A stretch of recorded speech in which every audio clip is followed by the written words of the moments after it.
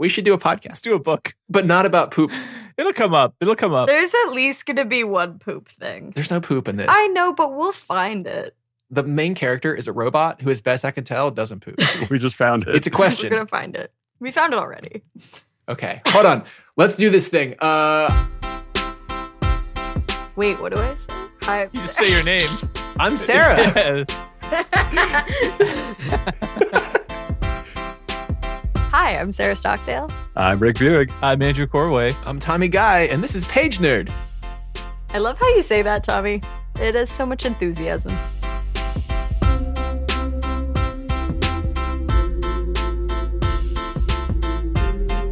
So today, we are finally reading a Nobel laureate. We should have already read a Nobel laureate. Maybe we have read a future, if you're listening, Emily St. John Mandel. Nobel laureate. Hell yeah, she's a future one for sure. So we're reading Klara and the Sun by Kazuo Ishiguro. Everybody just calls him Ishiguro. Klara and the Sun was actually the book he wrote after he won his Nobel Prize, which feels like it would be very hard. Yeah. But I think I don't know. I think he did a good job.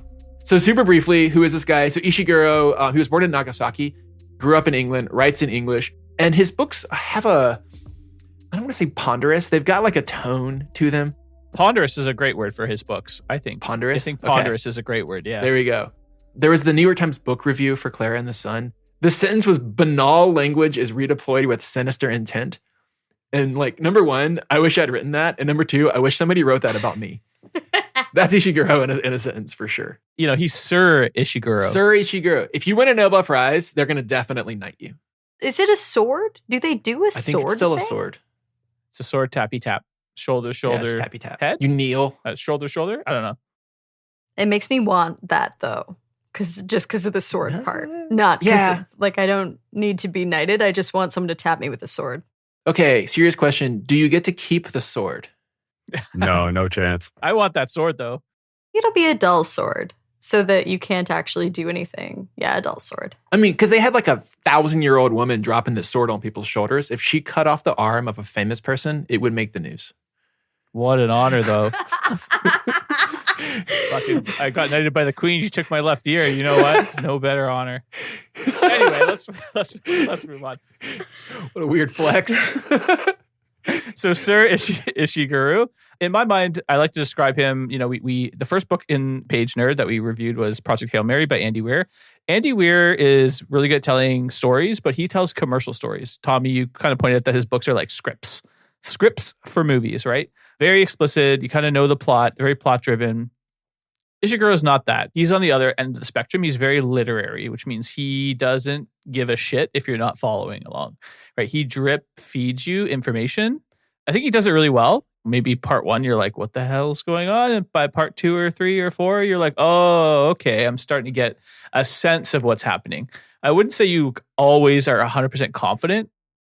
If you're being trained like a dog, I think Andy Weir is just giving you hot dogs out of the palm of your hand, his hand constantly. Go on. And like Klara and the Sun was like, I get a liver treat every 6 weeks for doing something good, and I have no idea if I did something good or bad in the meantime. That is a weird analogy. Yeah, I noticed that in the long run, the hot dogs made you feel very sick, and the liver treats are given out at a reasonable pace so you feel okay over time. Healthy dog boy, good girl, you know.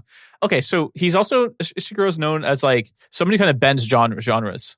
Klara and the Sun is no different. Klara and the Sun's a sci-fi, that's what we're talking about. But he initially imagined it as a picture book.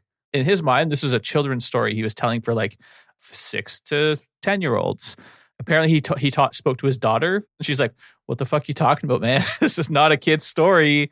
But you'll see as Tommy goes through the plot, and we're taking you through the plot, that a lot of the shape language in here, like Clara's grid vision and all that stuff, is designed to be kind of like, if you think of it as like a flat picture book. So he's kind of genre bending, like a picture book, a children's story, sci-fi, and then like a story about love and hope and like futurism in a way, right? It's a dark fucking children's book, dude. I've felt uneasy since I finished this book. I enjoyed the book for sure, but I get the feeling of unease. Like that definitely sets in partway through. You're supposed to feel that way. I think like the magic of this book for me is that it's bleak. It's bleak, but the book itself is not bleak. It's told in this matter-of-fact way by a narrator that you're like Maybe it's just a calculator, but maybe it's like kind of like a person. It's not a person. I don't know. But the bleakness is all like a thing you do to yourself. It's not on the page. And I think he's so good at that. I think because Klara's observations are very childlike, I think it helps offset some of the bleakness that the adults in the story and the other kids. Yeah. I think that's like the key that got me into it was Klara's perspective, even if she drones on a little bit too much. There's a few sort of things that we've mentioned already. One, I want us to like really understand what is the world. Ishiguro does not do world building in the classic sense, but he's just such a master at using just sentences, fragments of sentences here and there. They're always told in that like, I'm not going to give you explanation because the explanation is obvious to the characters. And then, okay, what can we back out to be like, what is this world that we're living in? That's one thing I want to focus on. And it, and the other is like this drip of information that's happening constantly to like build up the actual plot. It's almost like the plot is hidden completely and you have to suss it out. You didn't feel like you learned enough about the RPO building? I don't even know what that is, Rick. At the beginning of the book, she keeps talking about the RPO building. Klara's like, I'm looking at that RPO building. It's the RPO building. There's a crosser by the RPO building. Solid page about a brick wall. She's always talking about this building at the very beginning. So, the other quote that I just that I found when I was sort of doing the research for this. This is from this Substack, MBH4H. It's like catching a glimpse of a passenger on a passing subway train. We read snippets of conversation about the post-employed, former workers, many of them white collar, living in armed communities under threat of eviction. It's like, I love this thing of, stuff passes you by and you're like, wait a minute, I think I was supposed to pay attention to that. That's going to happen a lot in this book.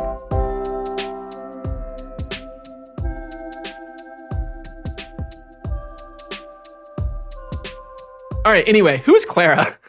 We should start there. The book opens, it's a first-person narration from the perspective of Klara. And you learn, I think like page 1, Klara is an AF, or artificial friend. She's a robot who's supposed to be your friend. Importantly, they don't disclose that AF stands for artificial friend until later in the book. Oh, interesting. Later on, they do say artificial friend, but like it takes ages for them to get That's such an Ishiguro thing. Okay, yeah. I guess that one I was like, it's got to be right. But yeah, she's an AF. She's an artificial friend. And the first part of this book, the whole part 1, is actually set in the store where you buy your friend. So Klara's like on display, right? She rotates back and forth between like the back of the store and they put her in the window for a little while. And all of this is building this picture of who is Klara. We learn a few things. The defining characteristic maybe of Klara as an AF as opposed to other AFs, she's really observant. Probably this is partially like her AI training, right? If you want something that's this empathetic friend character, they should, observe the person they're supposed to be a friend with. But all the artificial friends have different personalities. Like she's talking to the other makes and models, and even the same models as she is. They have different personalities and catch on to different things and care about different stuff. I kind of like that. So she seems to be an outlier from the other ones. The other thing that I love maybe about the way Klara describes things, she's got this like limited vocabulary and it causes her to be hyper literal. So she describes things. One of them is the park of the driveway at the house. She calls it like the small stones area. Oh, and it's probably made of gravel, right? There's a lot of these like weird ways of describing things that are hyper literal. There's the oblong. The oblong is a cell phone, but it's a rectangle. That's all she knows. She sees in shapes, like the language that she talks about, the grid of the sun. There's a character that she observes out the window, and she associates it with the coffee cup. Yeah, the coffee cup man. So like the shape of the coffee cup in the store is her frame of reference for this human. And she does that with like an umbrella woman and stuff like that. So she's using shape language because that's how she perceives the world. And at least initially she gets more sophisticated. But it's really clever, I thought, because it's weaving this like machine vision kind of language into it. She describes you as what she observes first about you. Like my understanding of coffee cup guy is he's carrying a coffee cup every day. Umbrella lady, she has an umbrella. That's why she's umbrella lady. I think coffee cup guy is wearing a brown coat that makes them squat and wide. And she associates that with the coffee cup that's brown and wide on the red shelves in the store. I took it like Tommy did. I like Andrew's way better. But again, you're not really told anything directly. Nope. So unless you pick up on all these little things, you can just like, for me, I was like, oh, he was probably holding a coffee cup, but I wasn't told he was holding a coffee cup. I'm filling in all the blanks that are being left by the author. And unless you're really paying attention. You were reading this on a beach. I was trying. It's not a beach read. Don't do that. This is not a beach read. No. Do not. Just because I made myself read it on a beach does not mean it's a beach book. I feel like commuting would be a good read for this. So something where you've just got to like Not get in before and do bed, unless you're Yeah. trying to go to sleep. I don't know where to read this book, actually. But read it. It's good. Maybe sitting in the sunlight. So one thing we haven't said about Klara, she's solar powered. Like she needs sun to exist. So when she's moving around inside of this store, being close to the window is like the best possible thing just because you get to be close to the sun. it. Close to the sun's nourishment. The sun's nourishment comes up a lot. Klara loves the sun's nourishment.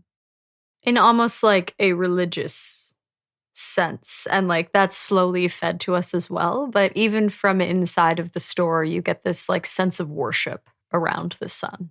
It's like, a talisman or like there's this metaphysical relationship in some sense with the sun and Klara. Part of this is maybe driven from the fact that Klara is incredibly innocent, has no real understanding that people are being mean to her. She'll describe situations where people are being kind of rude to her. Like, I think at one point they call her a vacuum cleaner. But she just describes it matter-of-factly. It's not clear that she has an internal, like, emotive state. I think you're supposed to wonder about that. It seemed almost the opposite of like a Terminator style. Like the darkness of this book comes from something completely opposite to what we're used to when we read about artificial intelligence, where it's like coming for us. It's the opposite of that. She's very childlike and innocent because she's been programmed to love and trust humans completely.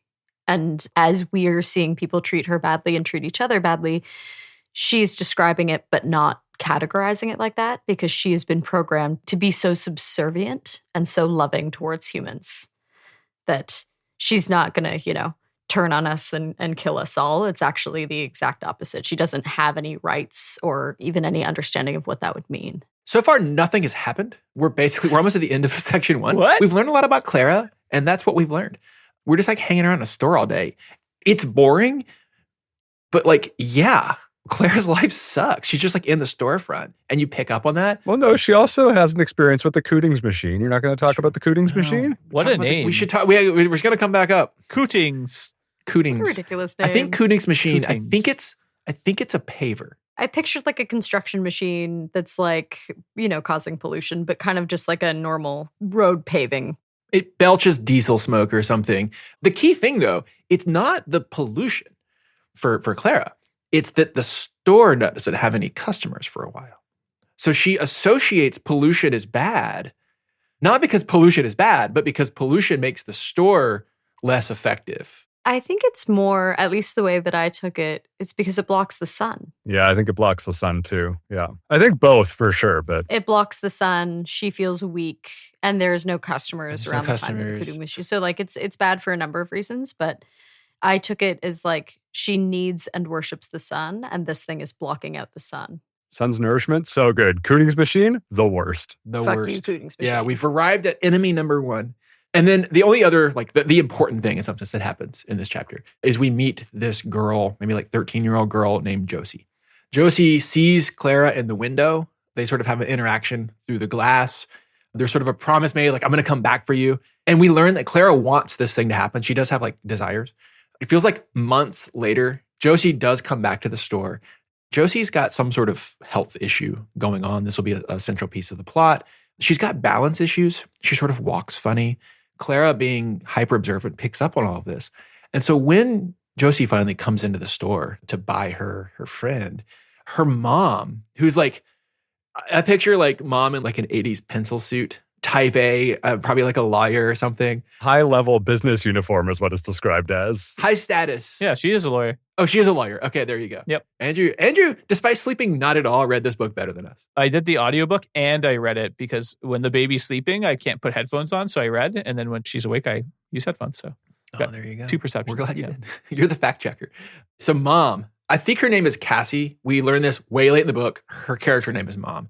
Or the mom. The mother. The mother. The mother. The mother. I think that's important to distinction because Ishiguro does, he's using archetypes like the mother, the father, the role that each individuals playing is really important, I think, to the development of Klara and also Josie. So I think the mother is like an important distinction. Well, and even Josie, she refers to as her child. Like, oh, an AF and her child. Like, it's an important relationship between those two.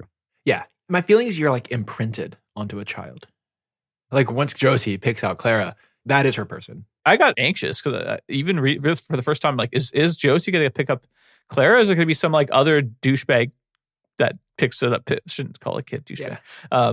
But so, Hey, the kid that comes in and looks at her does seem that way, though. All 13-year-olds are douchebags. It's fine. There are douchebags in this that are kids for sure. yeah, they are douchebags. So I'll say that. But so I got a little bit anxious. And actually, at one point, Klara is getting potentially recruited by another kid, and she rejects the kid, and that's not allowed. So she's like, the manager's like, you're not supposed to do that, Klara. Clara's like, I don't think I'm the right fit for you, Johnny. Why don't you go fuck off? And Johnny's like, what the hell? Leaves the store. So she chooses Josie. She waits for Josie, right? Just like gently. She doesn't actually say fuck off. She just doesn't really say anything. She doesn't like to put on a dancing pony performance. Could you imagine if like, you go into the TV store and the TV is like deciding whether it wants to sit in your living room based on how you look. And it's like, I'm not going to change the channel today. Exactly. Yeah. It's like non-responsive. Like, this model's weird. Super important thing happens here, right? Which is type A mom pulls Klara aside. And, it's like, it's, the store manager said you're hyper observant. I want you to mimic my daughter, mimic her walk. And again, she's got these kind of balance issues. She walks a little funny. And Klara has no problem doing this. She basically just like mimics her, walks exactly like the daughter does. And the mom's like, perfect, we'll buy it. Knowing that this is an Ishiguro book, you're like, was that weird? And like, if you're thinking like, was that weird? Yes. The answer is always yes. It was weird. So the mom is like, hey, will this thing mimic my daughter who is sick? Put a pin in that. The only thing I picked up from that was this mom seems like a dick. I didn't put the appropriate pin in the appropriate place, which if I'm like a detective mapping stuff up on red string in my room, it's just like the string is all just like the mom's kind of a dick and like it's not leading anywhere. More string tied around mom being a dick. Claire's weird walking. Mom's a dick. Business suit. Mom's a dick. I was on the beach. I had drank a margarita. I was just like, fuck, this woman's a dick. I mean, you weren't wrong. No. There are so many of those, like, and half the time when I was like, oh, I know what's going on. At one point, I wrote down, there are no boys in this book. And then like one paragraph later, like, oh, never mind, there's other boys. Like I kept trying to figure out like, which piece of this is the weird part?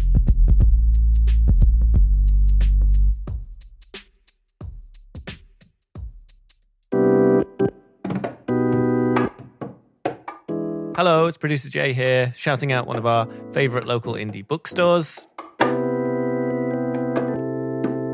We used to start this by saying Pagenerd doesn't have ads yet, but we kind of have ads now, so I don't really know how to start. Anyway, I want to shout out Russell Books in Victoria. I was in Victoria just last week, and I just casually wandered into this bookstore. It looks like a regular size store from the outside, and then you walk into Russell Books, and it just opens up like a cathedral to books, like just stacks and stacks of books with like they're so high there's a step ladder that you need, and then you go down this escalator and you realize that there's a whole other floor below you, so it's non-fiction upstairs and fiction downstairs. And I was filming myself kind of walking around thinking we can put this on the Pagenerd Instagram, it's like bookstore porn, and I got caught by the manager Jordan and had to sort of sheepishly, dweebishly explain that I was filming a video for my podcast's social media, which doesn't feel great to say out loud. But Jordan was really lovely about it, and we had a good chat. And so shout out Jordan, the manager at Russell Books in Victoria. So if you're in Victoria anytime soon, go check out Russell Books. It's awesome. Part one over. We've been in a store, we were bored, we've been purchased, and now we're at home with Josie, and it's weird as hell. So part two, in my notes, weird at home times with Josie. We're now starting this very slow escalation and sort of the discordances that are in Josie's life, right? We get a little more detail. Yes, Josie has a medical problem. The reason we learn this is just the phrase, back when Josie was strong. This book is told in sort of a post tense, and just at the beginning of that section, she's describing the initial time when Klara comes home, and that's when Josie was strong. Wait, so I guess Josie's not strong anymore. But, that's all you need. That's the phrase that's like, hey, something bad's happening. I'm going to dispose with plot because there isn't much. And let's just talk through some facts you need to know. All right, Klara. Well, so one, privacy is this like deeply embedded concept for Klara. She uses the word privacy. I'm not sure if that's the right word. Privacy seems to be like she doesn't want to be in the way. Like privacy is her idea of not being obtrusive. Because she's just like turning to the fridge, right? Like you're like, hey, stop listening. But like she can hear you. She's still listening, but she just Yes. is turned around facing the fridge. It's like the little kids that cover their eyes and think they're playing hide and seek. I think it's a comfort thing, right? It's just like trying to put people, the subtlety of this stuff in technology, even today matters, right? I put on those Meta glasses. You don't seem like a douchebag. I tried it on at a trade show and I'm like, the technology was like cool. It was like I could hear things from the glasses that you couldn't hear, even though you're staying next to me. Like you could see like the directions of where things were. But then you're like, I would never buy these from Meta because I know Meta is like based on data harvesting. Yeah. And why would I want my personal data in my house to be used as data in someone's grid? I don't want that. So I think even the illusion and the psychology of privacy of her turning away, I think is an important like distinction, which is like, it's not real privacy. Klara, always looking out the window and observing the world. She sees a barn off in the distance. And there's this weird detail where the sun, as it's setting, sets through the barn. You know how barns have doors on either side? You can kind of see through them. She can see the sun through the door. Are you guys familiar with the idea of Manhattan hinge? Oh, no. Hinge facts with Tommy. Oh, okay. So there's this, you can imagine like the sun setting in a spot. In Stonehenge, it's aligned so that on certain days, say like the spring equinox or something, the sun sets just right. Okay. I heard hinge, not henge. It's your southern roots coming out, Tommy. Yeah, sorry. I mean the thing where when the sun on a particular day, I forget what day it is, when it sets in Manhattan, it lines up with the street grid. So you can look down the street grid and see the sun. There's like barn hinge happening here where she can look through the barn and see the sunset, which she thinks is amazing because, again, the sun is her like almost deity. So she has this effect happen where, and again, put a pin in that, but she believes that the sun lives in the barn. So she sees the sun set into the barn. It's like, oh, that's where the sun goes. It's wild to me, right? Because like they didn't like teach this thing anything, but that's what it is. But about how astronomy works? Like, no, of course not. Most of the other AFs would not catch on to this, it seems like, as well. Like, when she mentions these sorts of things to the other AFs, the other AF forgets right away. She's like, hey, remember we saw that guy the other day? And the other AF is like, no, I don't remember that guy. Like, it seems like Klara's a standout in this regard. Maybe you don't want, like, actually dude as your AF. You're given clues that they're supposed to be quite smart, but they just seem kind of sweet and subservient and naive, like quite naive. Yeah, and smart at like just responding to you emotionally. Like that's what they do. This is part of the crux of the darkness of the story, though, because they call them artificial friends, but in no way do the humans ever treat them as though they're actually friends. There's no like reciprocity of relationship. I don't know about that. There's almost no disclosure. Like she's not like confiding in Klara. It's more of like a loneliness. I don't know, like mitigating loneliness a little bit by having a physical presence near you. Yeah. Like a loneliness crutch. But there's cases though. Like Josie wants to show Klara a waterfall. Like she wants to share this thing with Klara. I don't know if she wants that as a friend or if she's like, it's cool to show this thing new things because it makes me feel smart and good, not because I want to share it with her for her sake. I think maybe more of a companion. It seems like an advanced pet almost, right? Yes. Like Klara's really like, oh, you've never seen a waterfall. I want to show you a waterfall. The same way like, this dog's never seen the snow before. Let's let this thing out in the snow. And the dog goes nuts in the snow. Interesting. I really read this as Josie having like an empathetic relationship, but I can totally see it being more of a, or even like using it, because Josie's sick and mom doesn't always want to take Josie places, using Klara as an excuse. I want to show Klara this thing. Maybe. All right. I think the word artificial friend is like quite dark. Oh, yeah. Based on the relationship that the family and that Josie has with Somebody calls it a vacuum. Somebody's like, oh, I never know how to talk to these things. Like, it's very, very much not the way that like men are trying to have an artificial girlfriend right now, where they're actually like confiding in it and trying to have an emotional relationship with it. It's like a piece of furniture that is slightly more advanced. But then we're getting the internal monologue. Especially the housekeeper, right? She talks about the housekeeper and how the housekeeper's always negative to her and treats her like she does not want her around. She thinks it's a waste of time and energy. Like I forget what the housekeeper's name is. She always says the Melania name. housekeeper. Melania housekeeper. Yeah, Melania housekeeper is always like against Klara being around. Like is actively aggressive and negative towards her. Yeah, she's always moving the blender around, tripping Klara up. Klara's like, why's that blender there all of a The sudden? vision model is not strong with Klara. She had the house mapped, and then the stuff moved, and Melania housekeeper's like kind of fucking with her a little bit. Melania housekeeper. It's very 2017, like what was the vacuum? That vibe of like, I map the house, and if it changes, I'm going to run into stuff. Oh, Bernard, my robot vacuum. I have to like move everything out of his way. If it's not mapped, he's going to get so confused. He gets stuck on a towel or some shit. Bernard.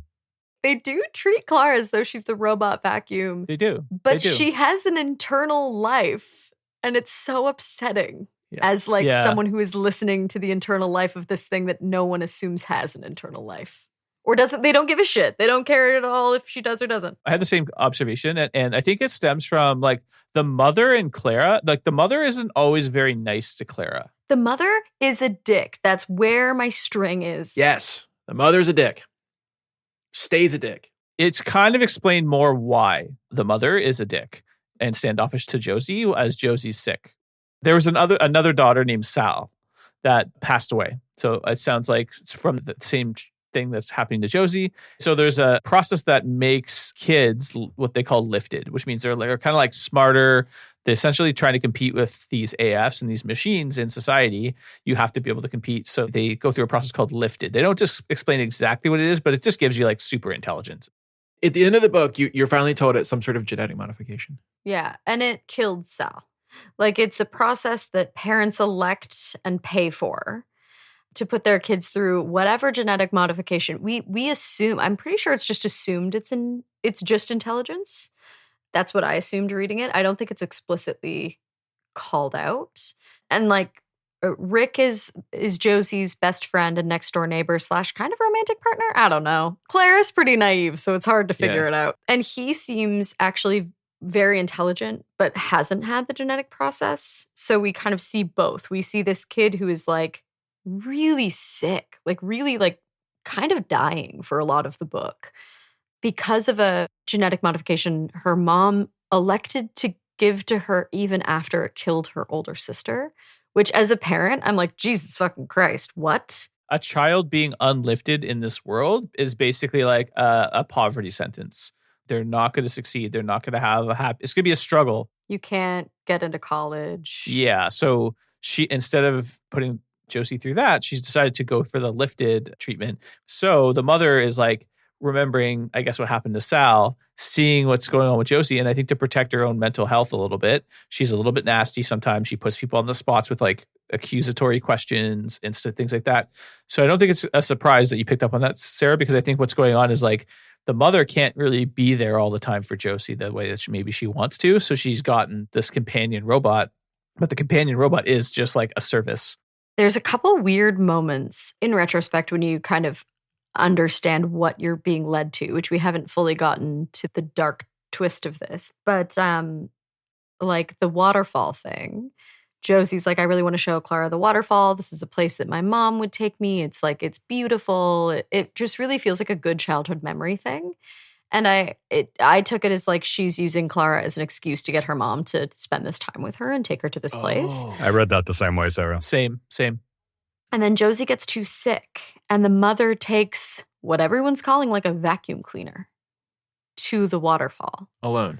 That to me read as extremely strange behavior because the mother doesn't seem to give a shit about this AF. And then along the way, she's opening up about like her ex-husband and makes her sit in the front seat.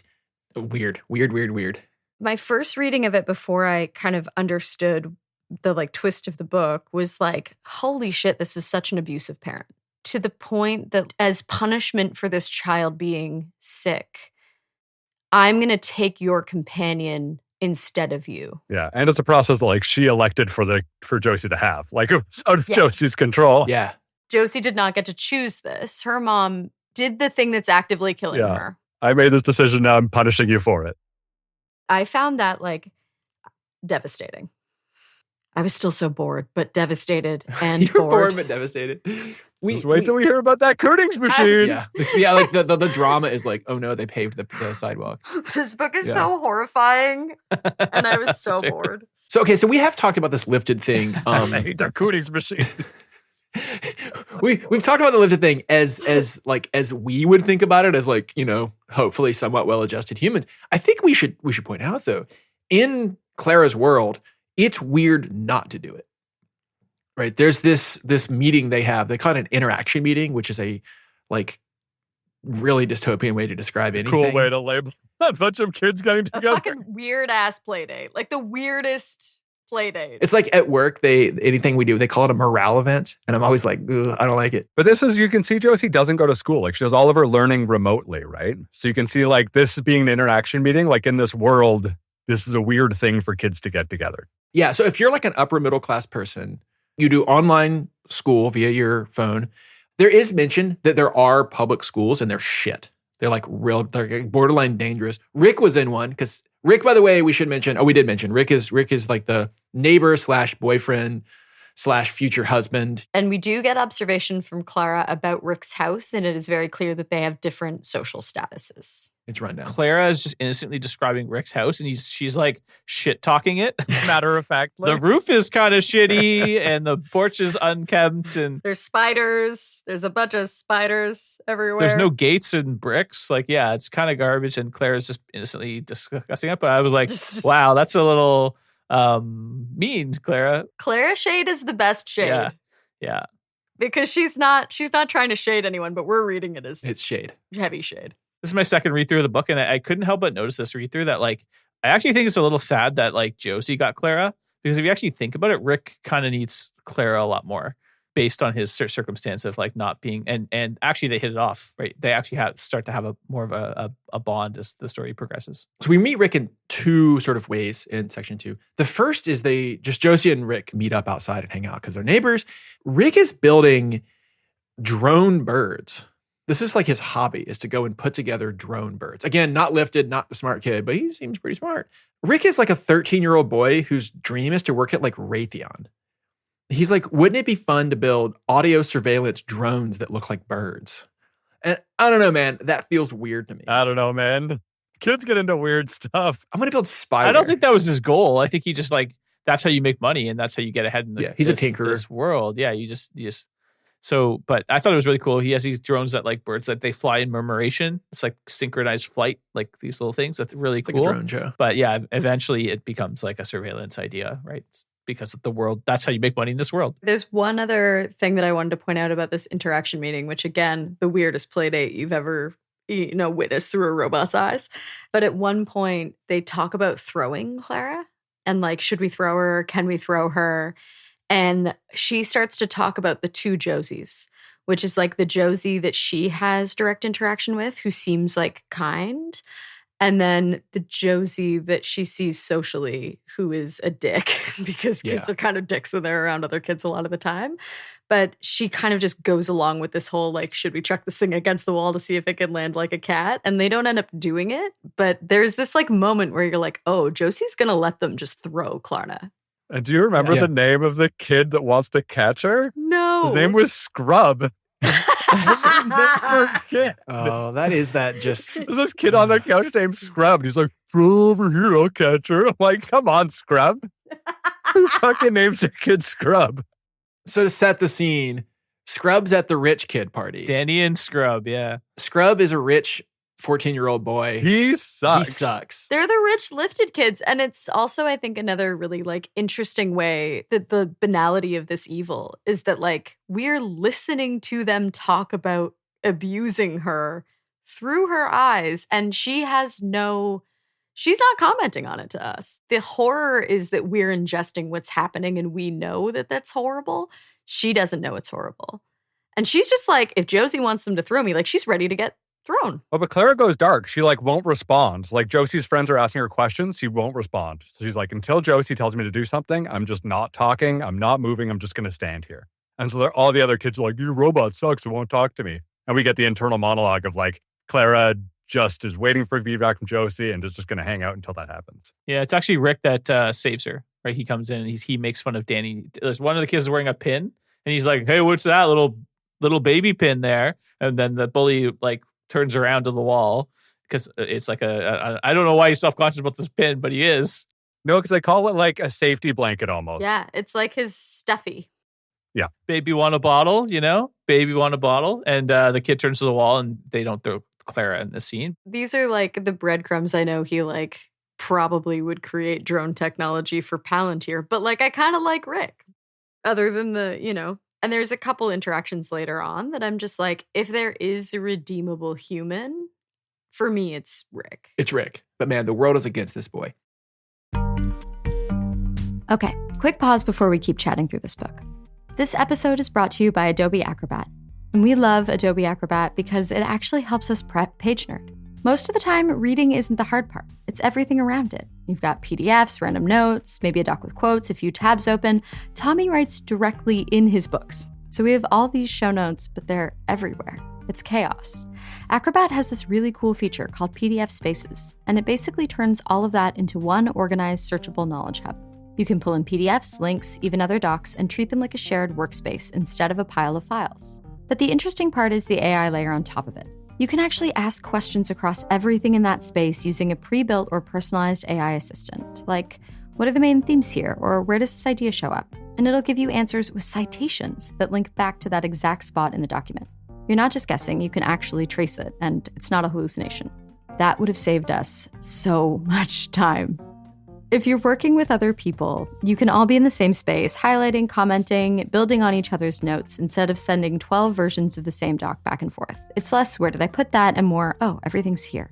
If you want to try it, head to adobe.com/acrobat and check out PDF Spaces. Thank you for sponsoring creatives and readers, Adobe Acrobat. We're going to move on to section 3. Josie's sick. She's in bed. Rick comes to visit every day just to keep her company because they kind of are in love. And they have this fun game where she draws a cartoon and draws like a thought bubble, and you have to fill it in. And so she draws the picture and Rick fills in the thoughts. And this is their way of communicating to each other in sort of a, not directly communicating way. Kind of adorable. It's cute. Seems like a fun game, though. I'd Yeah. like to play that. It seems cool. You don't want to play that game with me. Go on. The cartoon specific part. Why? I can't draw Oh, words. you can't draw. I had an art teacher that at the very beginning of the class said, drawing is a skill. I can teach anyone how to draw. And at the end I said, do you still believe that? And she said, you're a special case. Oh, okay. Oh, you've always been exceptional, Sarah. So this is the way that Ishiguro sort of builds tension between these characters. And by the way, the way this happens, Klara is sitting in the room. She's told to sit in the room by the housekeeper to prevent hanky-panky because there's 2 14-year-olds in a bedroom alone. Oh, Melania housekeeper. I get it. But she's facing away and looking out the window, but she can hear what's happening. And then later she cleans up. Very clear dynamic. So she can see the pictures, she can hear what's going on and put it all together. So we learn Rick is, this lifted thing is progressively disclosed. One thing we do sort of explicitly tie her lifted status to her sickness. We also learn they've got what's called the plan, like capital P plan, which is their plan to spend their lives together. Josie and Rick are gonna get married and live together because they're 13 and they think that's gonna happen. But they already realize their lives are on different trajectories. Rick is not lifted. Rick is gonna have a very hard time going to college. Josie is lifted, but will likely die. And this is where we find out that there's only one college that will accept unlifted kids, and it's just a handful of slots that are available. So it's very unlikely that he'll get into any kind of post-secondary. 2% of kids go to Atlas Brookings. The other 98% are lifted as well. Yeah, and no other college will take unlifted kids. It's the only one that's left. So we learn these facts that are important. We also, this is the first glimmer you get, that the reason Josie was in the city in the first place is that she's sitting for a portrait.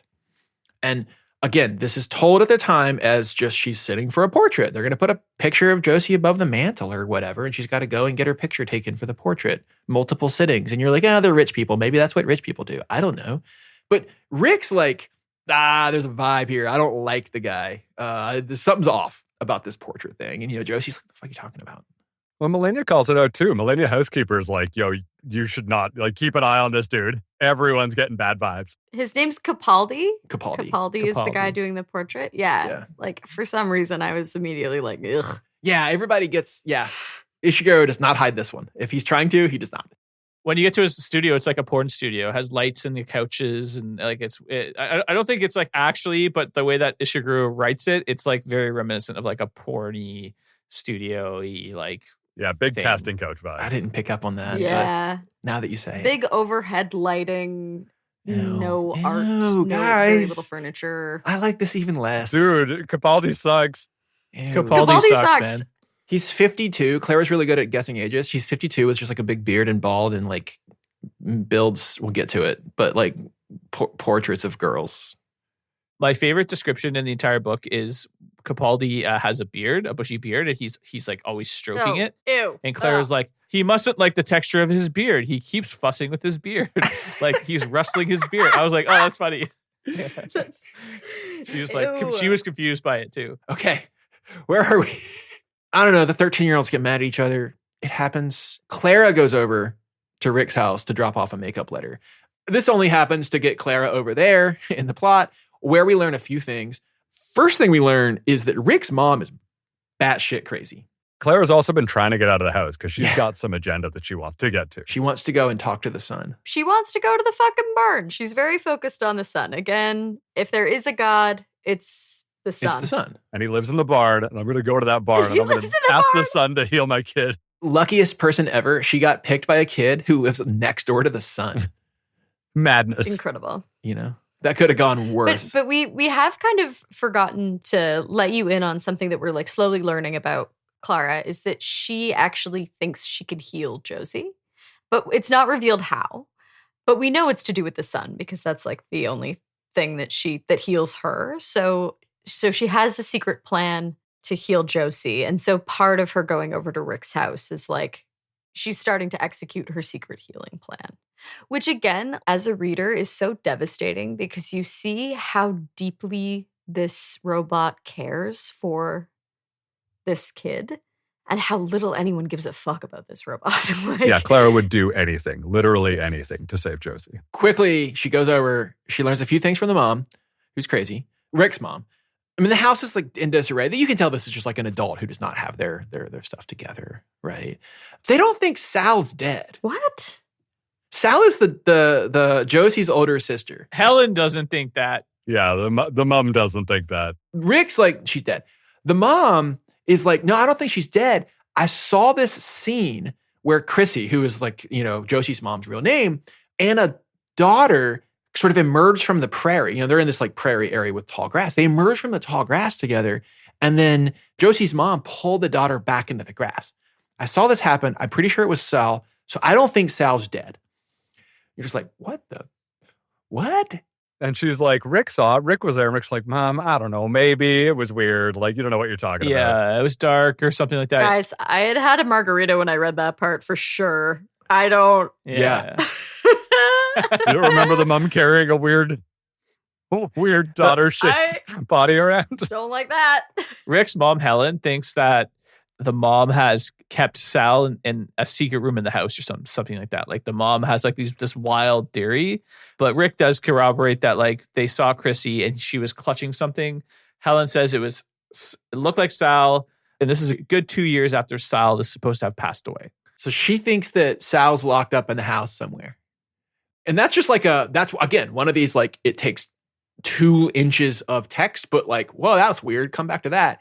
The big thing is she's got a secret plan to get Rick into college, into this one place, Atlas Brookings, that will take like 2% of normies. All we know is it involves someone from her past that she's going to meet in the city and try to get some help.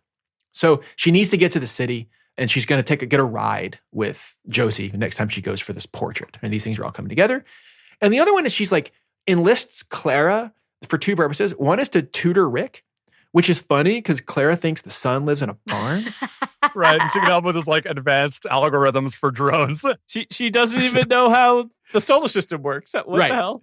What is she good? I don't know. I don't know what that. But the more important one is it's like a psyops thing of like, you need to convince Josie to convince Rick to take his studies seriously, which is funny. Josie's already aligned there, but like, can you like peer pressure my son? The whole thing is a little, it's one of those like, you know, you're a teenager and you're stuck with like an awkward parent. And you're just like, I'm embarrassed for my friend. I don't know. It's weird.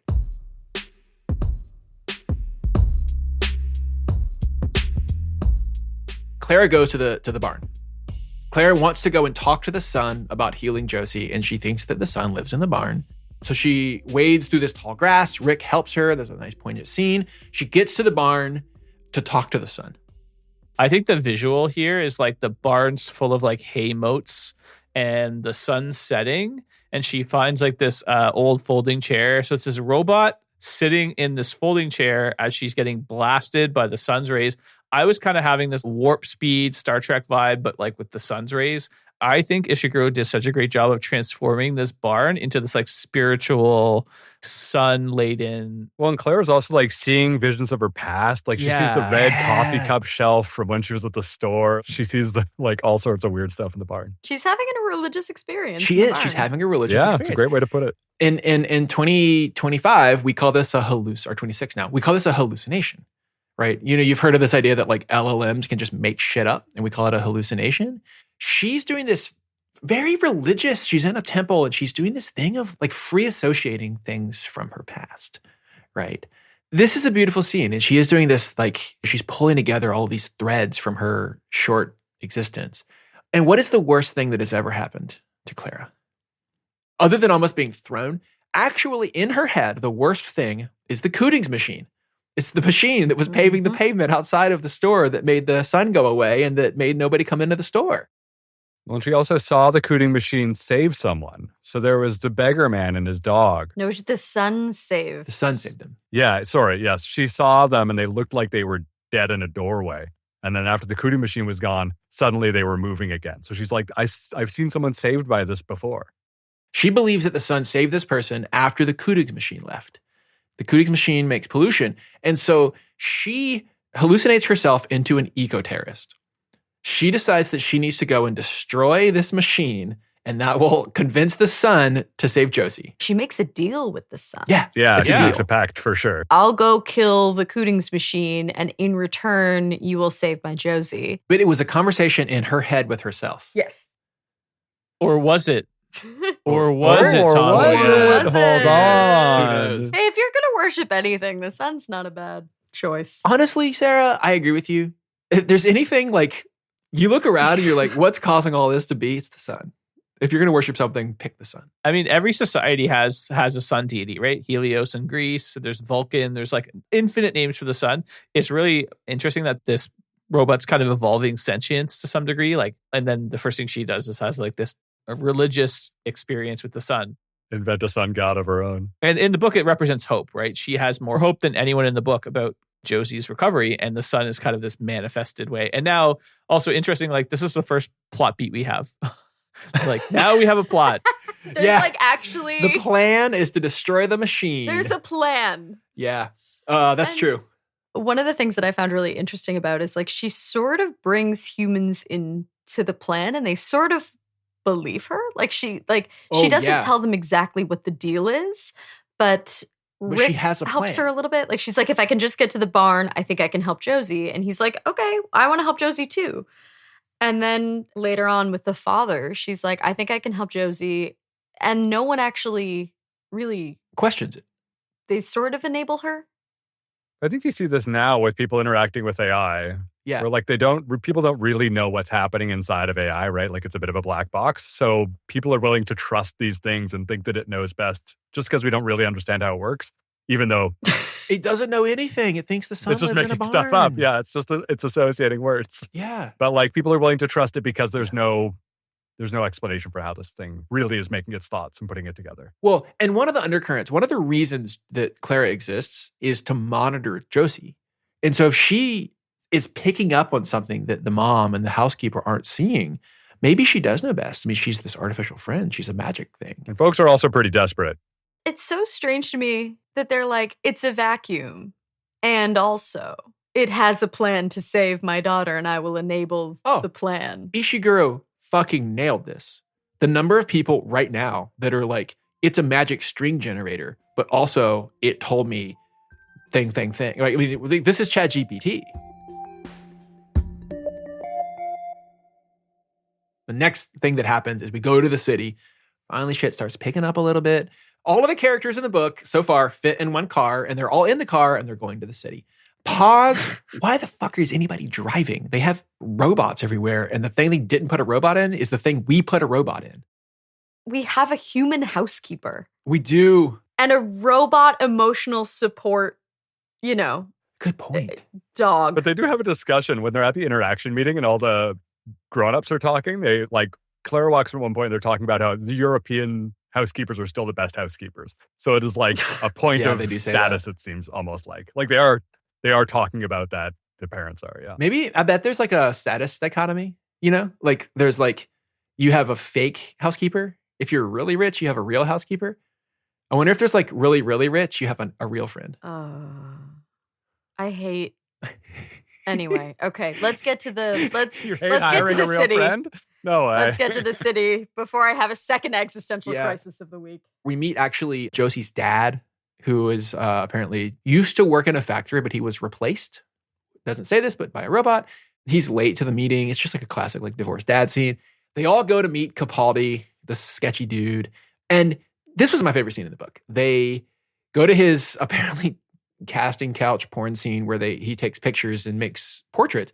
And one by one, so he's got like 2 levels in this thing. There's like, make a balcony around the edge. One by one, the characters go up and look at the portrait, which is up in a room. Mom goes up first, comes back emotionally distraught. Dad goes up, come back angry. Klara is put in a room to do some sort of computer game thing, which is some sort of weird, association game, almost like How Well Do You Know Josie? And she sneaks around the balcony and goes in the room, and it's almost a jump scare. She sees Josie. Josie's in the room. It's a perfect replica.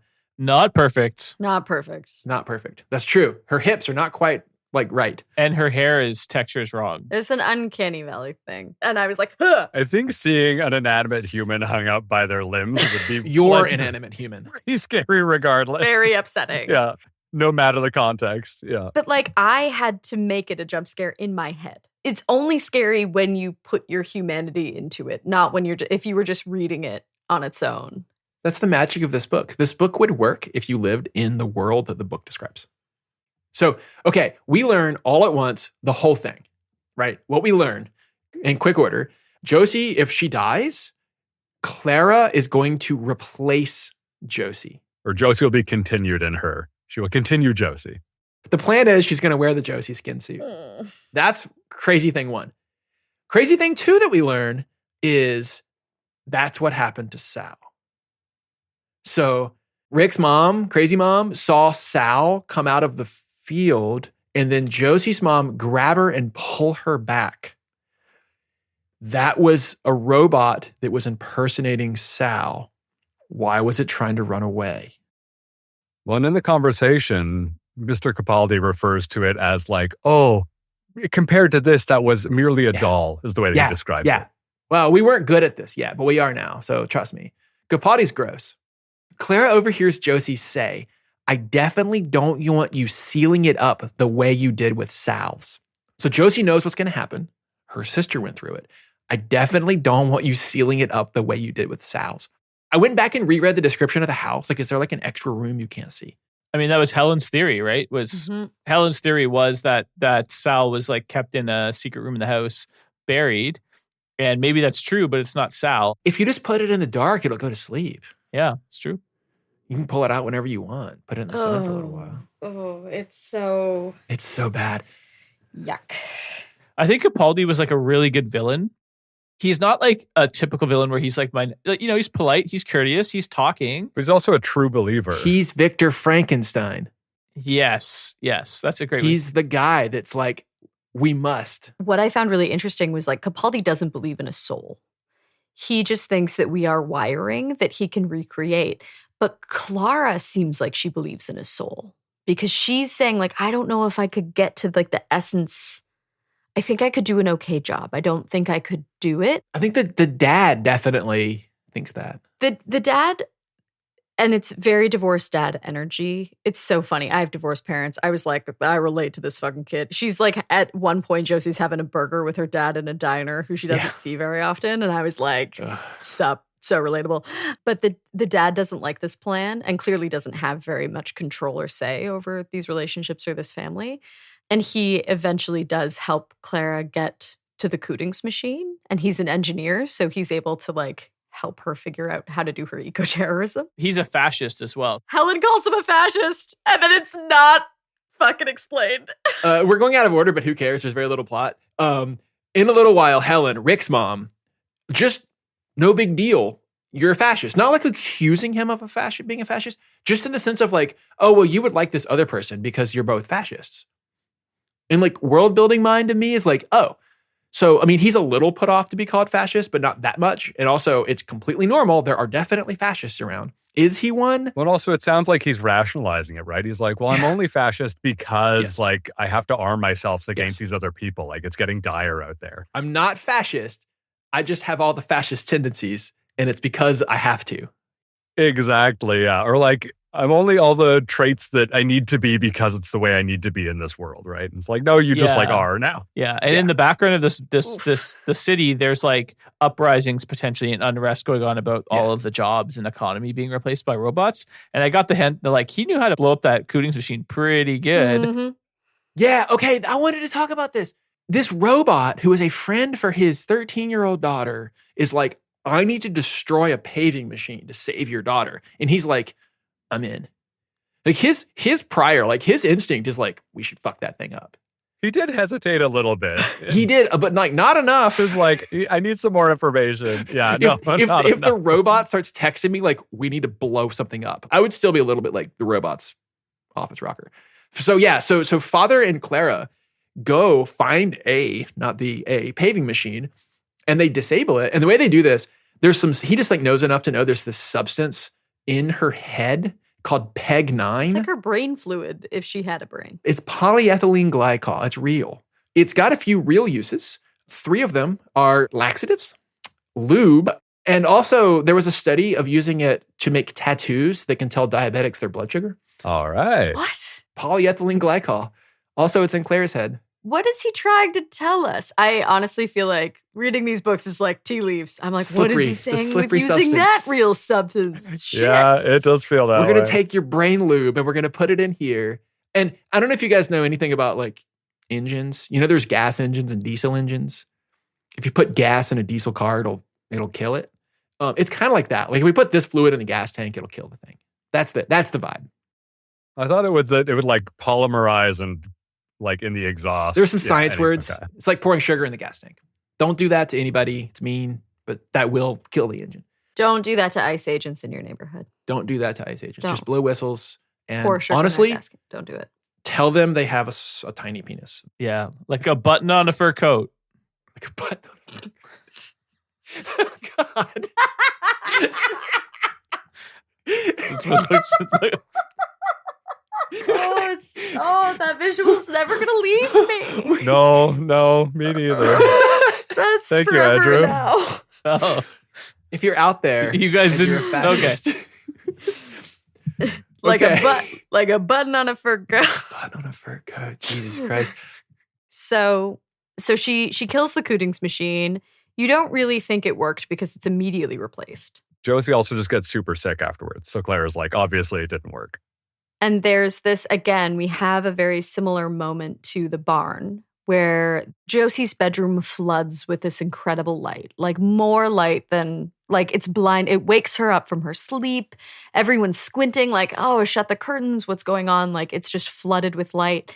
And Klara is like, this is it. This is the moment. Like, and everyone comes into her room. Like everyone kind of seems to notice that something strange is going on. And it's been like a few days of darkness too, which is like, Clara's like, it didn't work. And then we get this moment of this immense, incredible sunlight. And then Josie starts to get better. And just before this happens, just before she starts to get better, when we think she is almost going to die, the mother has a conversation with Rick that is the most upsetting part of the book for me, where the mother is like, basically like, do you feel vindicated? Like, do you feel good, don't you? Oh, yeah. That like you are not lifted and you, you know. And you get to live and my daughter doesn't. This must be fun for you, basically. Yes, there's an undercurrent of your mom lacked the conviction to do it. She was not brave enough to do this. Yeah. This is a boy whose very best friend and only child-human connection in the world is dying. And she's like, you must be pretty smug about this. And like, you're still wrong and shitty. And like, A, Rick didn't choose whether or not to be lifted. That was his mom's choice.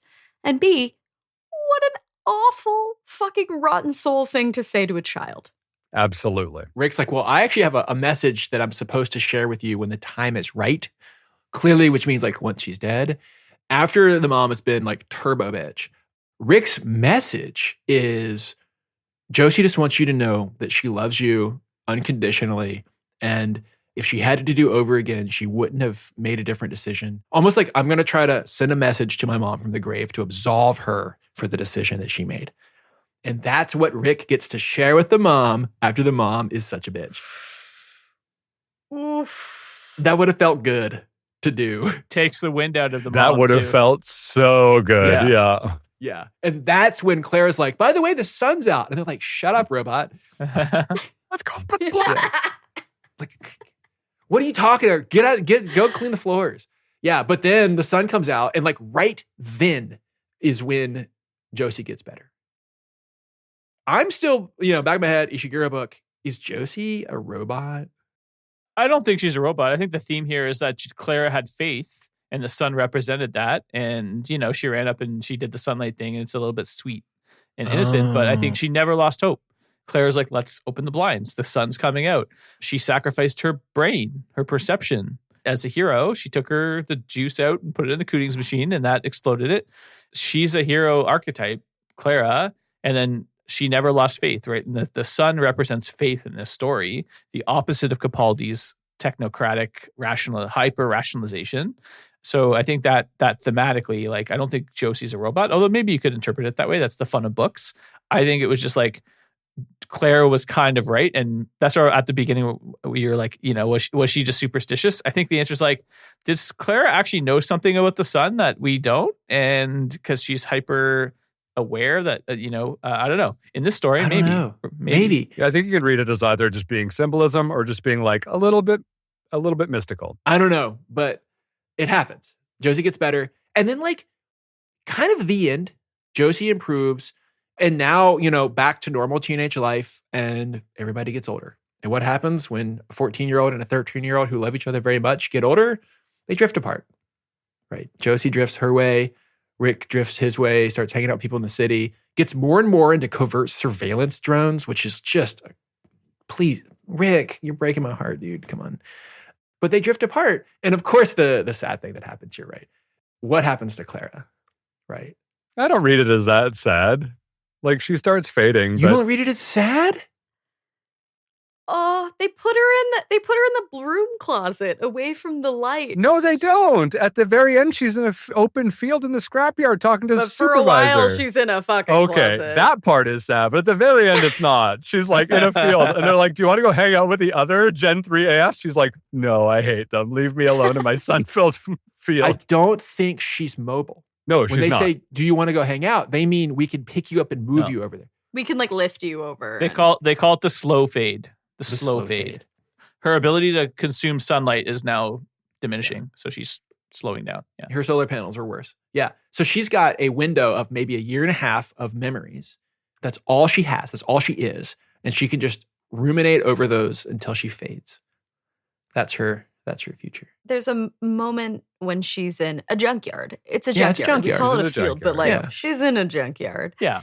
And two things became apparent to me in this. One, they don't kill them. They just let them die. Like, this is such a weird passively evil culture that, like, again, they're doing the passively evil thing of letting this thing that actually does have an awareness and consciousness, like, instead of either giving it something to do or shutting it off, they just let it slowly die on its own, which is a bummer. And she talks about how, like, sometimes birds come, but then they realize there's nothing to do and then they leave. And you're like, oh, this is upsetting. So sad. And then her manager from the store comes and sees her. he doesn't tell you what's going on, but she's scrapping in the junkyard. She never says that. She never describes anything like that. But she does at one point. The manager says like, oh, I take little things and they let me. And in my head, I'm like, oh, the person who is managing this AF store is now destitute. And that's how she comes back across Klara. And Clara's like, oh, she came to visit me. And I'm like, no, I don't think so. But I did read this as a little bit like every 14-year-old, is going to get something and then move on. And like better the robot than like a dog. My sister, when she was, I think maybe 16, her boyfriend got her a dog. Care about dogs more. And we were all like, she's going to go to college soon, right? Like, what the fuck? Sure enough, gets a dog at 16 and 2 years later goes to college. And we were like, that was kind of a mean thing to do to the dog. Yep. If it had been a robot, you could just put it out to pasture. I have a geriatric Shipu who is a menace to society, and I would kill for that animal. Nobody would kill for Klara. No. So like, even though she's kind of positioned as this pet, like there's no double-sided emotional connection. She has an emotional connection with Josie. And I think that's like the profound sadness of this book is the most human character is the robot. Yeah, and she receives the least humanity from the rest of the actual humans in the book. Yeah. And they don't receive much humanity from each other either. Like we don't really see everyone treats each other so horribly through this entire entire narrative, except for Klara. It's an extremely upsetting message delivered so dully, but so well. Banal language is redeployed with sinister intent. Like it's like, but I could say the audiobook was very well done. It kept the story going. I very much enjoyed it. It was narrated by Sira Sue, and like she did an outstanding job with all the characters, especially with Klara. She did a great job narrating it. So if you are going to pick it up, maybe the audiobook is a good solution for that, because I didn't find it dragging on at all. If I wasn't reading it for the podcast, I would have been like, this is a book I read half of. Oh, I'm glad you didn't. Yep. But I listened to the audiobook for the back half to force myself through it at 1.3x speed and was emotionally devastated by it. Like still got, so much of the payoff of the genius of this author. I struggled with the actual prose of the book. Sarah, have you read Remains of the Day or any of his other works? This was my first. Okay. This was my first. He can't keep getting away with it. That's all I'm going to say. Well, I think he can.